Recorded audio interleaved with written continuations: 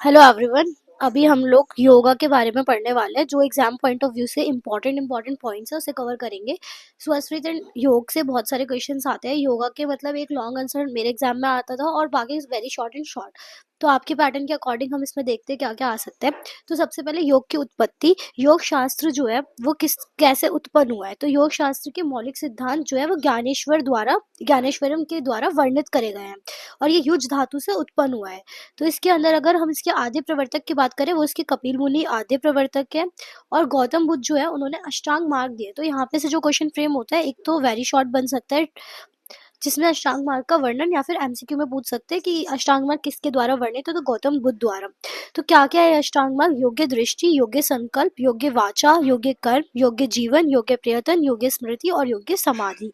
ये अष्टांग मार्ग का वर्णन किया गया है। फिर है युग शब्द, वही जो भी बताया। योग शब्द की निरुक्ति क्या है? युग्य धातु या युज धातु से ये उत्पन्न हुआ है।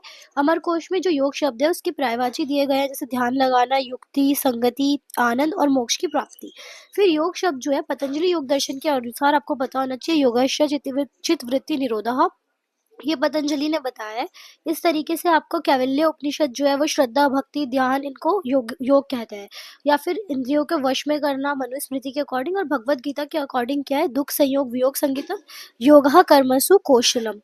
ये फिर आती है आपकी 5 तरीके की चित्तवृत्ति। इसको याद करने की जो ट्रिक है, वो आपको पहले तो ये किस टाइप का क्वेश्चन आ सकता है, शॉर्ट और वेरी शॉर्ट में ही आएगा कि चित्तवृत्ति का वर्णन करें। तो सबसे पहले आती है प्रमाण, फिर विपर्य, विकल्प, निद्रा एंड स्मृति। तो इसमें आप याद कर सकते हो प्रवीण। प्रवीण नाम से क्या है? चित्तवृत्ति। कैसे? जो पी है दैट इज फॉर प्रमाण, विपर्य, वी से आएगा विपर्य एंड विकल्प, एन से आएगा निद्रा, एस से आएगा स्मृति। तो ये आप 5 नाम इधर से याद कर सकते हैं। फिर है पतंजलि योग। चित्त की 5 अवस्थाएं क्या है? क्षिप्त, मूढ़, विक्षिप्त, एकाग्र और निरुद्ध। अष्टांग योग जो पतंजलि के अकॉर्डिंग बताया गया है ना, वो आपके यहाँ पे देखो क्या क्या है, यही पूछे जाते हैं। यम, नियम, आसन, प्राणायाम, प्रत्याहार, धारणा, ध्यान, समाधि। तो ये आपको याद रहने चाहिए। और आप इसको याद ऐसे कर सकते हो कि जो कोई इंसान है वो ध्यान लगा के बैठा हुआ था, बिल्कुल धारण करके अपने शरीर को एक तरीके से। उस टाइम पे वो आसन में प्राणायाम कर रहा था और ये नियमित रूप से वो कर रहा था। उसके ऊपर प्रत्याहार हुआ और यम आ गए और लास्ट में उसको समाधि लेनी पड़ी। तो इसका एक स्टोरी लाइन है जिससे आप इसे लर्न कर सकते हो। फिर नेक्स्ट आता है सप्तांग योग। वो किसने दिया? घैर्य ऋषि ने दिया। ये एमसीक्यू में बस पूछ सकते हैं।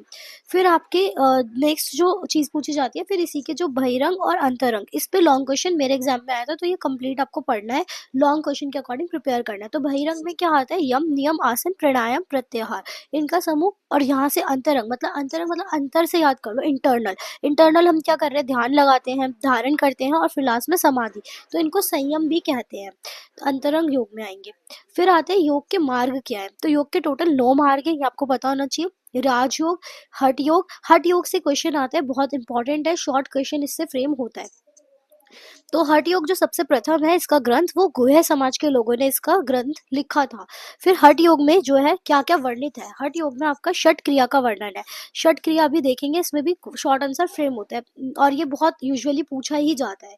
हठ योग जो प्रदीपिका है वो 13वीं शतक की है, ये पता होना चाहिए। फिर उसके बाद हठ योग में ह और ठ, 2 चीज आ रही है। हठ योग में हकार और ठकार, ये डिफरेंस पूछा जाता है। ये आपको बिल्कुल वाइवा में भी, वाइवा पॉइंट ऑफ व्यू से भी पूछा जाता है। तो हकार के लिए पिंगला नाड़ी रिस्पॉन्सिबल है और ठकार के लिए ईड़ा नाड़ी रिस्पॉन्सिबल है। ह से याद रखना है सूर्य का प्रभाव होता है, दक्षिण नासा इन्वॉल्व होती है और पुल्लिंग शब्द है। श्वसन, पचन, रक्त अभिसारण और उत्तेजक हकार है। ठकार किस लिए होता है? और ईड़ा नाड़ी की वजह से चंद्र प्रभाव। तो चंद्र प्रभाव है तो एक तरीके से ठंडा बॉडी के लिए है वो। और इसमें चंद्र, हम लोग स्त्री जो होती हैं वो क्या करवा चौथ पे देखती है ना चांद को, तो उससे याद रख सकते हो स्त्रीलिंग है। विचार, स्मृति और चिंतन के लिए। और हमेशा लड़कियां जो है थिंकिंग में रहती हैं, तो चिंतन, ओवर थिंकिंग भी बोल सकते हैं। तो उससे आप ये लर्न कर सकते हो। फिर यहाँ पे नेक्स्ट आता है 3rd नंबर का भक्ति योग, फिर कर्म योग, ज्ञान योग, मंत्र योग, ले योग, नाद योग और जप योग।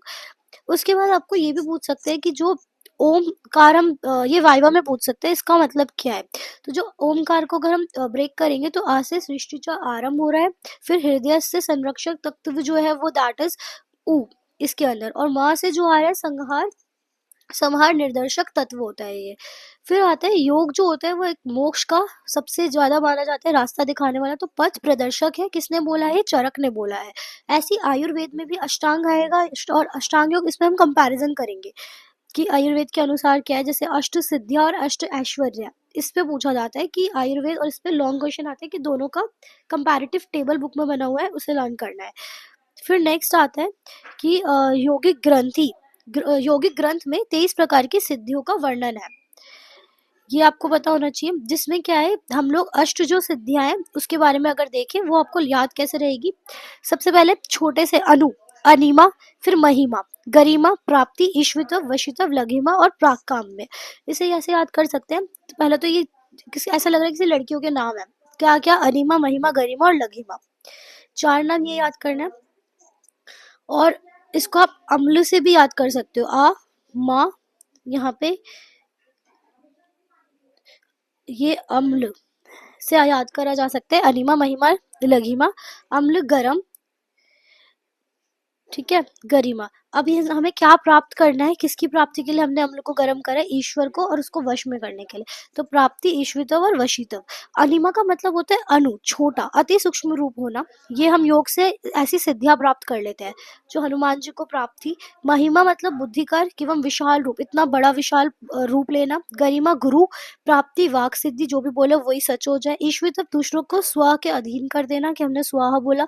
वशीतव होते हैं दूसरों को वश में करना। लघिमा इज लघुत्व, बॉडी लाइट फील करे। प्रकाम्य, प्रकाया, प्रवेश, किसी की भी बॉडी में एंटर कर जाना। फिर आता है नेष्टि की चिकित्सा। नेष्टि की पहले भी बताया था, उपदा रहित चिकित्सा होती है, जिसमें हमें कोई डिजायर्स, कोई लालच नहीं है। उसको उपदा हमारे दुखों का कारण है, ऐसा चरक शारीरिक स्थान में भी बताया है। तो नेष्टि की चिकित्सा से हम उपदा विरहित चिकित्सा करते हैं।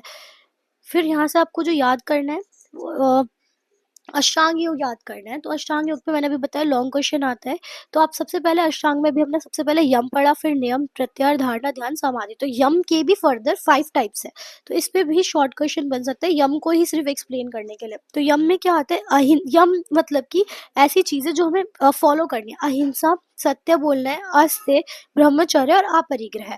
तो आप इसको याद ऐसे कर सकते हो, 3 तो आपके ए से आ रहे हैं, AQBS, कैसे भी याद कर लो ये, या फिर ऑर्डर ऐसे याद रह जाता है। अहिंसा, सत्य, ये कैसे याद कर सकते हैं? सबसे पहले हमें सच बोलना है, लड़ाई नहीं करनी है।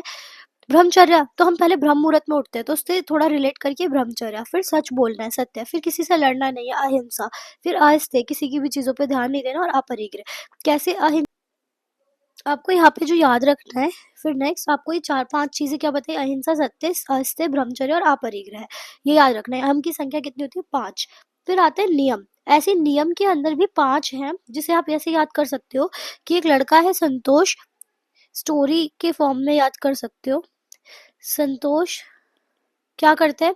सुबह उठकर शौच मतलब शुद्धि बॉडी की, फिर वो स्वाध्याय, ध्यान लगाता है, और उसके बाद वो तप करता है पूरी तरीके से, फिर उसकी वजह से उसे ईश्वर मिलते हैं, ईश्वर का तप करता है।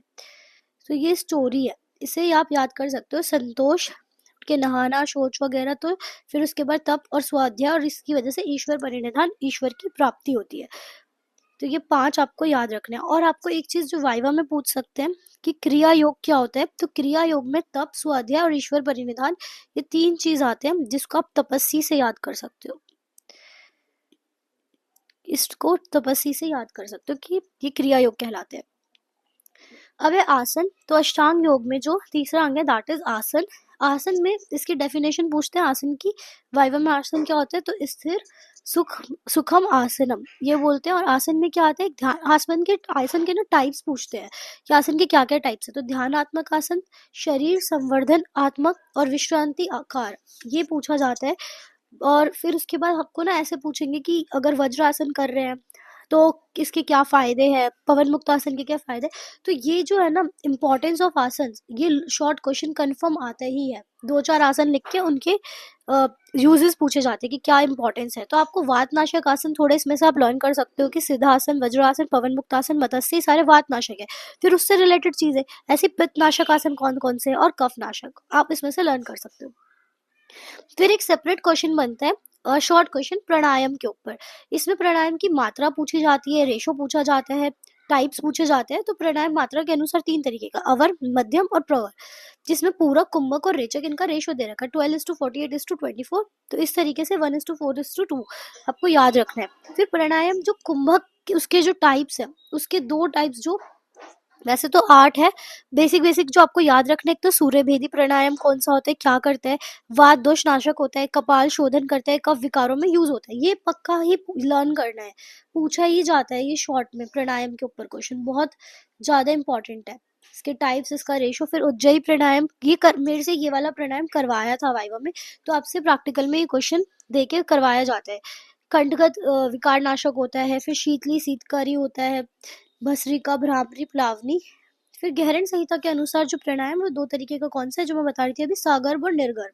ये एमसीक्यू में पूछ सकते हैं, तो इस वेरी इंपॉर्टेंट। फिर पतंजलि योग दर्शन के अनुसार कौन से हैं, 4 तरीके के, बाह्य वृत्ति, अभ्यंतर, केवल, संत वृत्ति और सतम।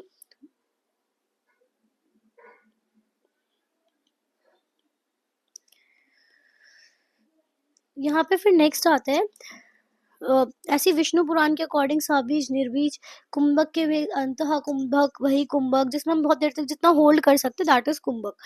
फिर आता है नाड़ी शुद्धि प्राणायाम के क्या लक्षण है, वो देख लेना एक बार। फिर नेक्स्ट सबसे इंपॉर्टेंट आता है पूरक, कुंभक और रेचक। ये एमसीक्यू आता है रेशो का 1:4:2, ठीक है। और इसके अकॉर्डिंग क्या है, गोरख संहिता के अकॉर्डिंग दैट इज 6:8:8। अब सबसे इंपॉर्टेंट जो आ रहा है यौगिक शुद्ध क्रिया, दैट इज षट क्रिया। इसका चार्ट आपको बिल्कुल एज इट इज बना के लर्न करना है।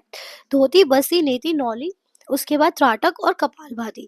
जो धोती है उसमें भी फर्दर है अंतः धोती, पंच धोती, हृदय धोती और मूल शोधन। ऐसी बस्ती पवन और जल की, जैसे वायु से वात की, और जल बस्ती जो अनुवासन वगैरह जब किसी स्नेह द्रव्य से देते हैं। नेति सूत्र से करें या फिर जल से नेति करें।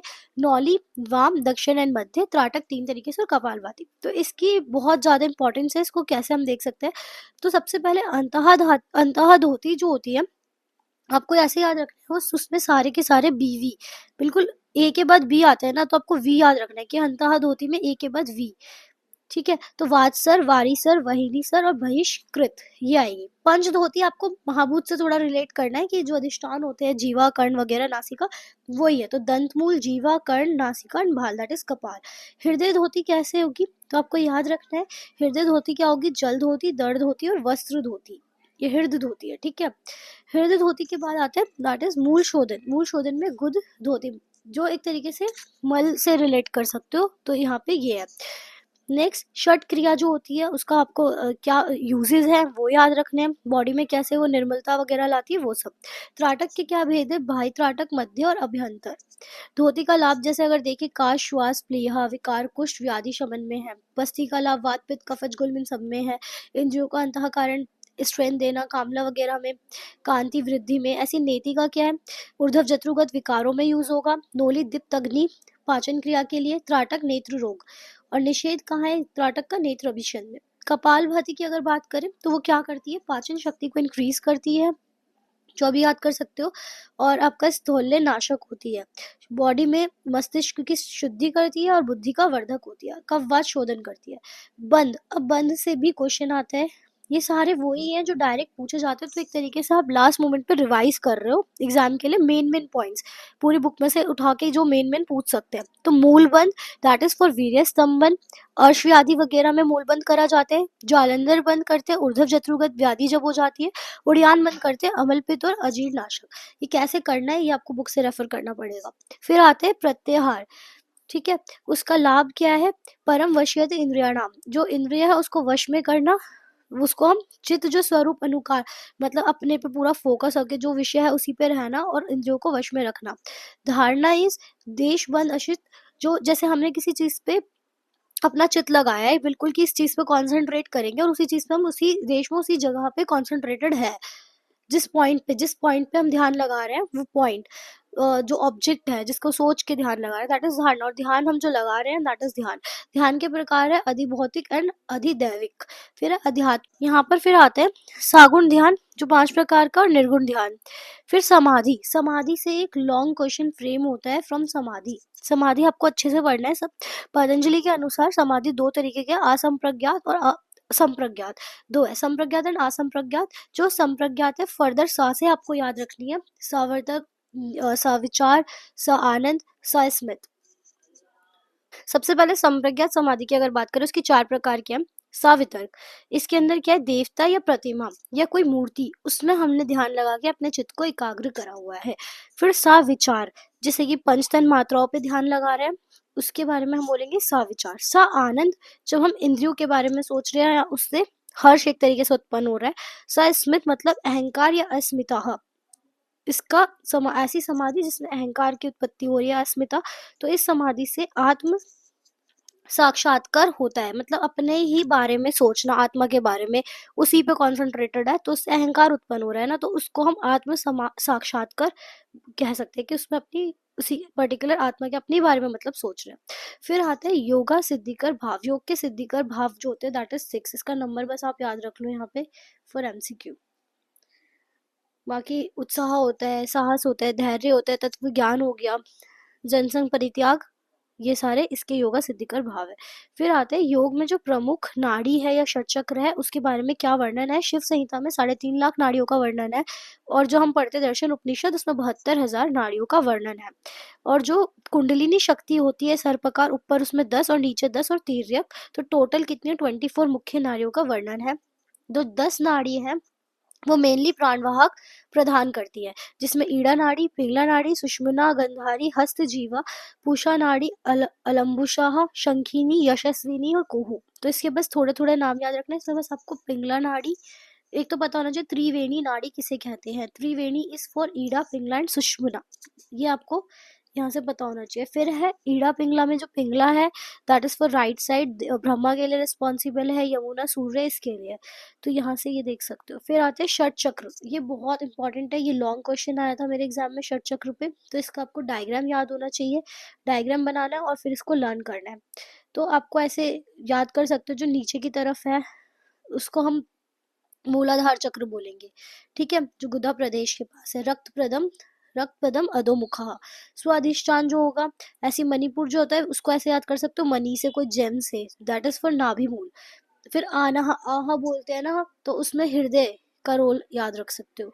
विशुद्ध मतलब शुद्धि, तो कंठ प्रदेश में होगा। और आज्ञा मांगते हैं तो हमें उसे भू प्रदेश, भ्रू आंखों के पास, भ्रू हमारी आईब्रोज के, ये षट चक्र की टेबल है। तो यहाँ से आपको क्या याद रखना है, सबसे पहले पूरी टेबल लर्न करनी है और एज इट इज ड्रॉ करके आनी है। तो सबसे पहला आता है मूलाधार चक्र, जिसका तत्व बीज है लम, स्वाधिष्ठान इज वम, मणिपुर रम, अनाह यम, विशुद्धि हम और आज्ञा ओम। तो इसे याद कैसे करना है तत्व बीज को, तो सबसे पहले लव रिया, कोई लड़की है उसको लव रिया बोला गया है, तो लव रिया, और शी सेड हाँ, और किसने बोला है, ओम ने, ठीक है। तो इसकी ट्रिक है लव रिया, और उसने क्या बोला, हाँ ओम, ये इसके मंत्र बीज का ऑर्डर है जो आपको याद करना है। तो यहाँ से लम लम याद हो जाएगा, फिर वम, रम, यम, हम और ओम। और मूलाधार चक्र नीचे से, हाँ इसका जो याद रखने का तरीका वो नीचे से ड्रॉ करना है, तो मूलाधार नीचे, फिर स्वादिष्टान मणिपुर आएगा नाभि के पास, स्वादिष्टान जो है लिंग भाग, हाइपोगैस्ट्रिक प्लेक्सस भी बोलते हैं, लिंग भाग के पास होगा। फिर आपका नीचे से ऊपर की तरफ जा रहे हैं, फिर नाभि आएगी, सोलर प्लेक्सस है, फिर उससे ऊपर आएगा हृदय, फिर कंठ और फिर भ्रू मध्य। यहाँ पर आपके ये ऑर्डर ऑफ इसके लोकेशन है। फिर इसमें किस किस के महाभूत की प्रधानता है, तो मूलाधार चक्र में पृथ्वी थोड़ा हैवी होता है, तो हम ऐसे याद कर सकते हैं नीचे बैठने के लिए हैवी। फिर स्वादिष्ठान इज फॉर जल, फिर उसके बाद मणिपुर तेज, हम बोल सकते हैं कि नाभि में ज्योति से रिलेट कर सकते हैं, डाइजेस्टिव फायर से, तो यहाँ पे मणिपुर के लिए तेज। फिर अनाहत चक्र हम हृदय में याद कर सकते हैं, थोड़ा लाइट वेटेड से कुछ, कि हमें लाइटनेस फील होती है अगर हार्ट सही तरीके से वर्क कर रहा है, किसी का भारी नहीं है, रोना नहीं आ रहा है, ऐसे। वायु विशुद्ध, हम थ्रॉट, वहाँ पे आवाज है तो हमें पैसेज चाहिए साउंड का, तो आकाश वायु, आकाश, और आगे के लिए वायु। फिर आते हैं इसके अंदर जो आपको और याद रखना है, इसकी कलर्स याद रख सकते हो यहाँ से, ये इतने इंपॉर्टेंट नहीं है, लेकिन हाँ इनके देवता पूछे जाते हैं तो मूलाधार में गणेश, स्वाधिष्ठान के लिए ब्रह्मा, मणिपुर के लिए विष्णु, अनाह के लिए शंकर, विशुद्धि के लिए रुद्र और आज्ञा के लिए भी रुद्र। फिर इसके अक्षर आप देख सकते हो, बट आपको यहाँ से और क्या याद रखना है, अगर आपको रतन याद हो तो इसे भी एक टेबुलर फॉर्म में आप लिख के आ सकते हो। बाकी ये तो मेन याद रखना ही है, एक तत्व बीज, एक चक्र कौन सा है, एक महाभूत कौन से हैं, और हाँ इनके नंबर कैसे याद रखने हैं। आपको सबसे पहले पता है 2 आईब्रोज है, भ्रू, तो आपको ये याद रखना है 2, ठीक है। फिर आपको याद रखना है नीचे से, नीचे क्या आ रहा है, मूलाधार चक्र, उधर लिखना है 4, 2 सबसे ऊपर आ गया 2, एज इफ अगर हम यहाँ देखें तो यहाँ सबसे ऊपर आ गया 2, फिर सीधा बॉडी के सबसे नीचे जाना है, इसका जस्ट डबल 4, फिर हमें स्वादिष्टान चक्र जस्ट उससे थोड़ा सा ऊपर, तो 2 ऐड करके 6, फिर हमें क्या करना है, मणिपुर चक्र पे जाना है, तो 6 और 4 यहाँ पे 10, फिर फर्दर 2 ऐड करेंगे 12, और सबसे लास्ट में फिर हमें यहाँ पे दोनों को 10 + 6 कर देना है थ्रॉट के लिए, तो 16, तो जो बचा हुआ है दैट इज 12, 10 में जो 2 जोड़ना है 12, तो ये इसका ऑर्डर है, याद करा हुआ है, आप वो देख सकते हो। बाकी नेचुरोपैथी में तो कोई भी एक लॉन्ग क्वेश्चन बनेगा, एक तो हाइड्रोथेरेपी से बन सकता है, या फिर कोई 2 शॉर्ट थेरेपीज ऐड करके एक क्वेश्चन फ्रेम हो सकता है, एक क्वेश्चन तो मस्ट ही है, 1 क्वेश्चन लॉन्ग, इसमें से आता ही है। आई होप आपको ये वीडियो समझ आई होगी। दिस वाज जस्ट लाइक कि जो इंपॉर्टेंट पॉइंट्स है जहाँ से क्वेश्चन आते ही हैं, जैसे षट चक्र, आपका अष्टांग मार्ग, योगिक सिद्धियाँ, तो ये सब आपको अच्छे से पढ़ना है। Thank you so much for watching this video. Stay